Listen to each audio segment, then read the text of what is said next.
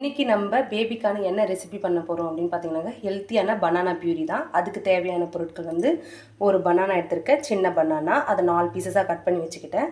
Next ஒன்று வந்து இந்த பவுலில் வந்து வறுத்த கோதுமை பவுடர் அண்டு பீனட் பவுடர், வறுத்த பீனட் பவுடரை வந்து அரைச்சி தண்ணி விட்டு குழச்சி வச்சுருக்கேன். இப்போ வந்து வாட்டரை பாயில் பண்ணிக்கலாம். வாட்டர் நல்லா பாயில் ஆயிடுச்சு. இப்போ வந்து கட் பண்ணி வச்சுருக்க பனானா பீசஸை வந்து ஆட் பண்ணிக்கலாம். ஒரு மிக்சிங் கொடுத்துக்கலாம். இது நல்லா வெந்து வரட்டும். பனானா நல்லா வெந்து வந்துருச்சுங்க. இந்த ஸ்டேஜில் கோதுமை ப்ளஸ் பீனட் பவுடரை வந்து ஆட் பண்ணிக்கலாம். பவுடர் மிக்சிங்கை வந்து ஆட் பண்ணிக்கலாம்.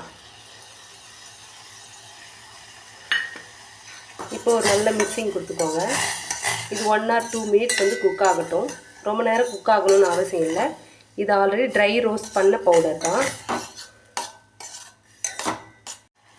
ரெசிபி நல்லா வெந்து வந்துருச்சுங்க. இப்போ ஸ்டவ் ஆஃப் பண்ணிக்கலாம்.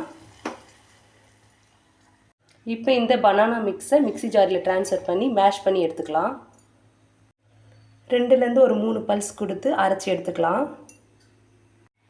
பனானா மிக்சர் நல்லா மேஷ் ஆகிடுச்சுங்க. இதை ஒரு பவுலில் ட்ரான்ஸ்ஃபர் பண்ணிக்கலாம்.